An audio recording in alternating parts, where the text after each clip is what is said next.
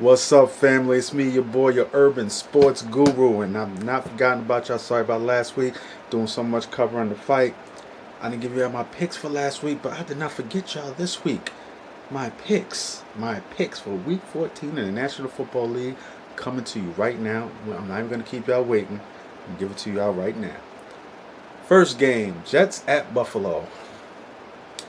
As I've told y'all all year, I like Todd Bowles. I got a lot of respect for him, but that team is finished. It is over. I mean, they lost the game at Tennessee. They had no fucking business losing. I still don't know how the fuck they lost that game. It's over. And plus the fact they always find ways and reasons to lose in Buffalo. I'm taking Buffalo Bills on this one. I'm taking Buffalo over the Jets. Next game, we got Carolina at Cleveland. Now, Carolina's lost 4 straight. The defense is not what it used to be. And Cam Newton's hurting.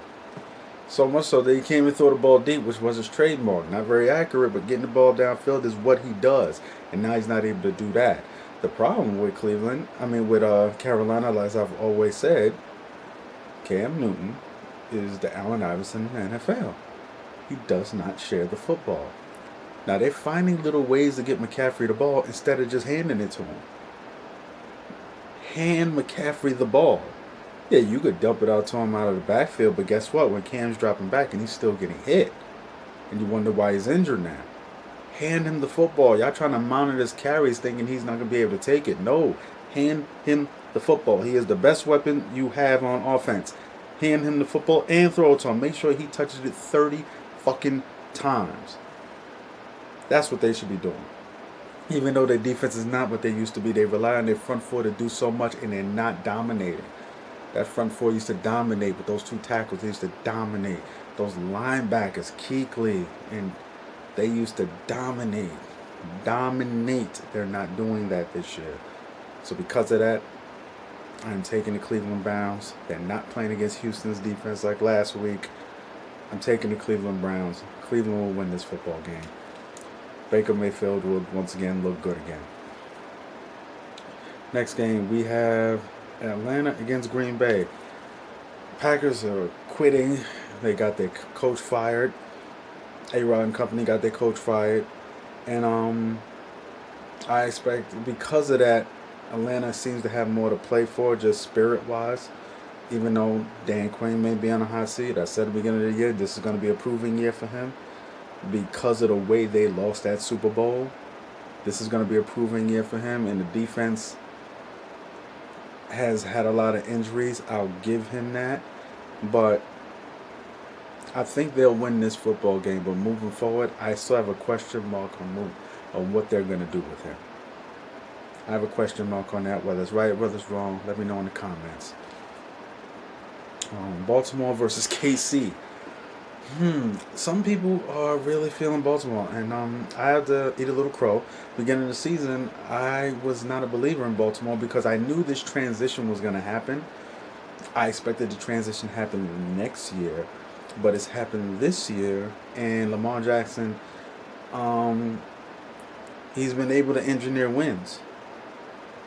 Now, the problem is, can they score enough? Can they score enough for a Kansas City team against anyone? They're going to be able to put up some points. Now, the question I have about Kansas City is this. When will the loss of Kareem Hunt show itself? Because you have a young quarterback, this wonder kid at quarterback who's right now the front runner for MVP. But the thing is, you had a running back who, when all else fails, you can literally give him the ball 25 times and ride him to a win. This is the same kid who led the league in rushing last year. He decided to be a fucking bozo and do what the fuck he did. You had to do what you had to do. I get that. But quiet as kept, Kareem Hunt may have cost them a Super Bowl. That's the fucked up shit about it. He may have cost them a Super Bowl. Because running backs like that, it's the most replaceable of the star positions. But they don't have another guy like that. They just don't. You can replace him in the offseason, but you can't just replace him now. So I think KC will win this football game. But the question is, when is that loss of Kareem Hunt going to start to show itself. I don't anticipate it showing itself today because Baltimore in itself, you just can't run on Baltimore. You can't. You just can't run on them. That's just not happening. So I don't think it'll show itself so much in this game. KC wins though. Next game we have New England at Miami. For some godforsaken reason, when Tom Brady goes to Miami late in the season, even when they're rolling, he gets his ass whooped. For some godforsaken reason, Miami has a lot of team speed on both sides of the ball.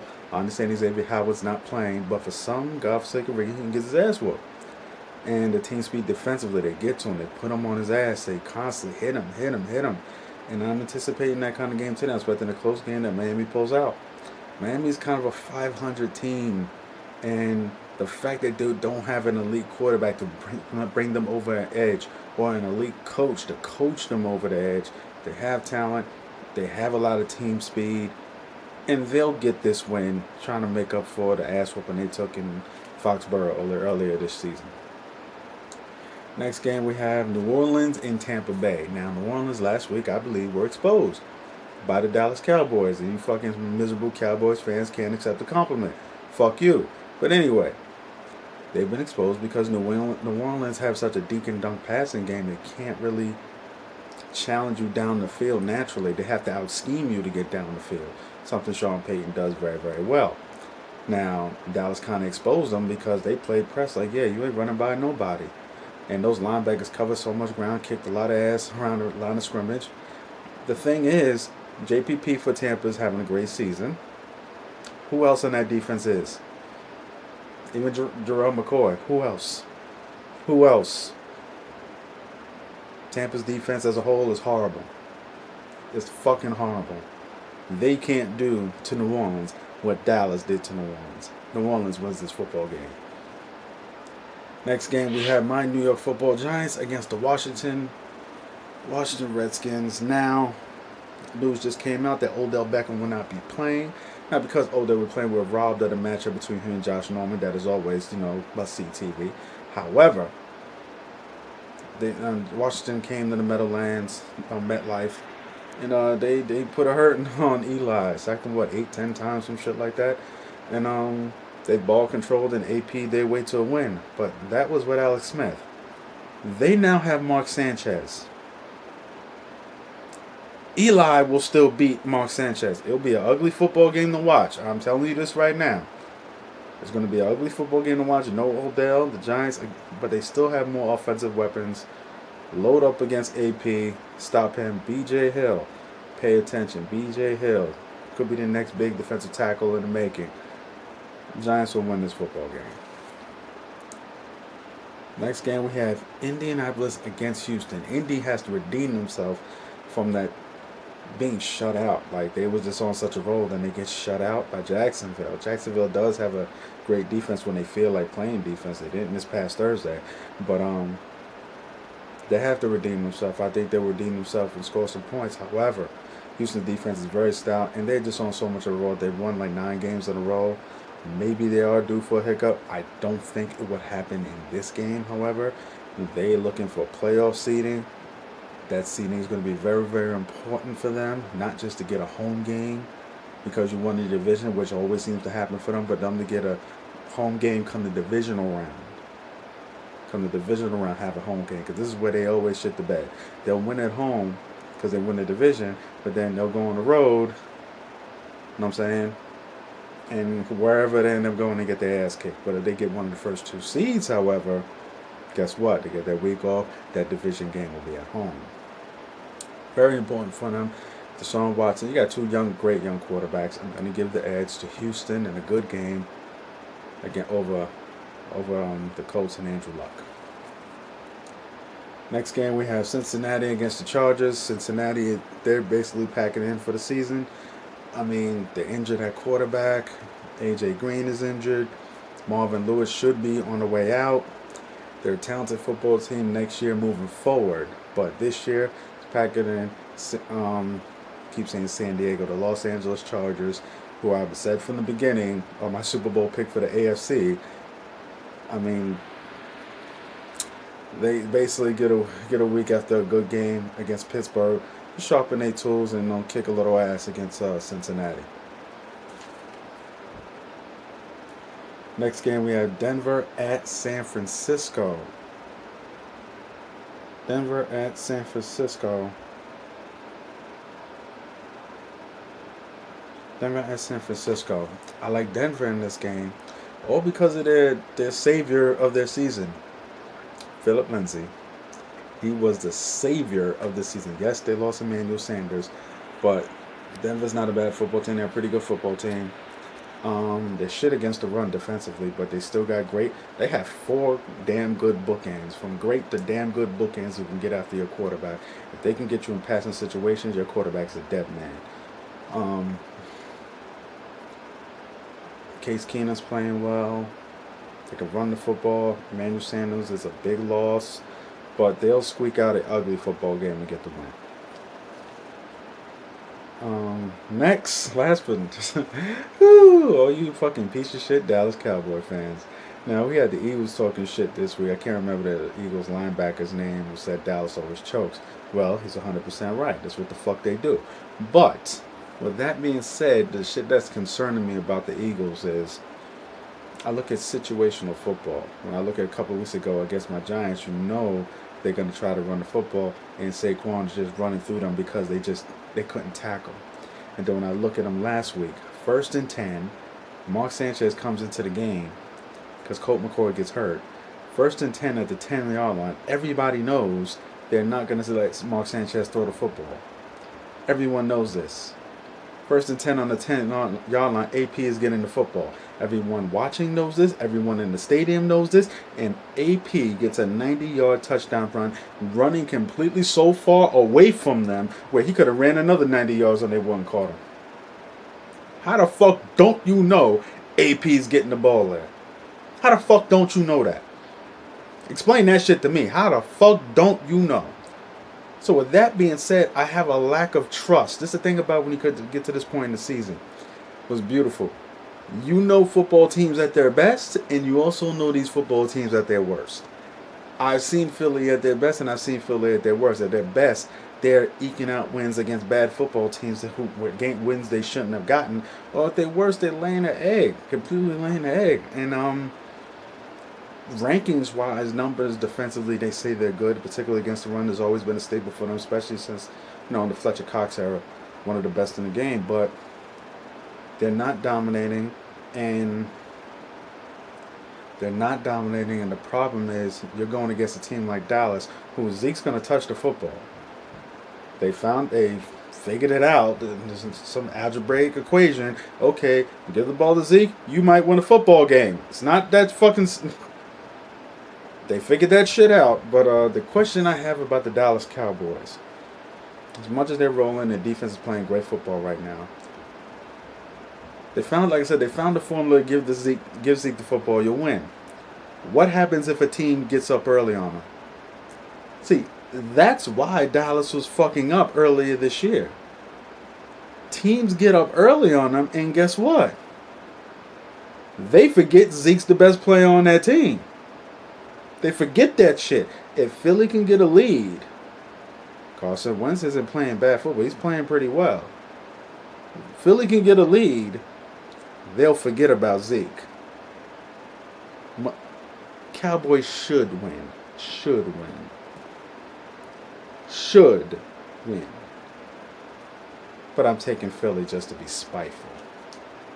Next game. Pittsburgh at Oakland. As dysfunctional as the Steelers are, I'm still taking them to beat Oakland. The problem with the Steelers is this right now. Let me ask y'all this question, Steeler fans. How badly do you miss Le'Veon Bell now?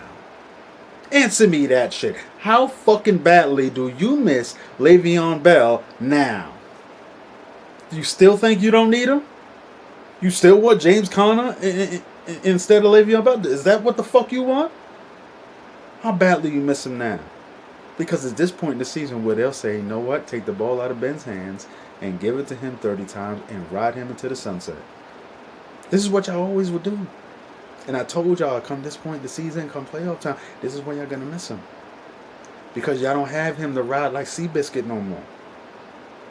Y'all not going to need him for this Oakland game. Y'all should beat the Raiders because they suck. Like I said, at this point in the season, you know what teams are and what they aren't. What they are and what they aren't. We know the Raiders suck. That's not news. So even in Oakland, y'all should win. Moving forward, then what? Next game, we have Detroit at Arizona. Two teams looking at next year. Moving forward, but I have to say Arizona's future is a little bright because I told you I'm a big fan of Josh Rosen. I think Josh Rosen is going to be a fucking problem. However, Ziggy, with the game he had, 8 sacks in one game, but I think Detroit will win this football game. Detroit will win that one. Next, we have the Rams at Chicago. The one thing that concerns me about this game, because you have the two best defensive players in the game, with Khalil Mack and Aaron Donald. The one thing that concerns me, if Chicago, who Saquon ran all over them for $125, yes, it was on the road, and yes, it was in bad weather. Now you're coming home. Mitchell Trubisky will be playing. So the offense should look like their offense. If they can make the Rams one-dimensional, if they can do that, because the Rams' offense is Todd Gurley. Yes, Sean McVay does a lot, and Jared Goff's put up great numbers, but their offense is Todd Gurley. Because if you look at their offense, I say about 3/4 of their passing game is play action. A good 3/4 of their passing game is play. Everything's all play action. So if you take away Todd Gurley, the play action isn't as effective. Then you got to deal with Khalil Mack. I'm going to give the Bears an edge, and I'm picking the Bears in this game. I'm going on the limb. If they can shut down Todd Gurley, Bears will win this football game. I think Bears are convinced me. They're convinced me that they're for real. Like I said, at this point in the season, you know what teams aren't, and you know what they are. You've seen them at their best, and you've seen them at their worst. And here's the thing. I don't think we've seen the Rams at their best, but guess what? I don't think we've seen the Bears at their best either. I think we're going to see it tomorrow against the Rams. Next game, we have Minnesota at Seattle. See, this at point in the season is about trust, because you know what they're best and at their worst. And you want to be able to trust that you're going to see something close to their best. And I say it as a referendum towards the Minnesota Vikings because I can't ever trust them to see them as close to their best. I know their defense is still ranked pretty high, but it doesn't look like the same caliber of defense that they played last year. Their offense, Kirk Cousins' numbers don't look bad, but it doesn't look as effective as it did last year. Adam Thielen is having a great season statistically, but I'm not seeing the impact on the field. I trust, this comes down to trust, I trust that great future Hall of Famer, in my opinion, Russell Wilson, a hell of a lot more than I trust Kirk Cousins. Now, that's not a disrespect to Kirk Cousins, but I have to ask this one question. How good would the Vikings be if they switched quarterbacks? If Russell Wilson was on Minnesota? Just putting that out there. Seattle's going to win this game. It'll be ugly, but he'll make plays late. Seattle will win. And these are my picks for Week 14. Let me know what you think. Let me know what's on your mind. Hit it in the comments. Make sure you hit the like, hit the subscribe. All right? It's your boy, Urban Sports Guru. I'm out. Salute.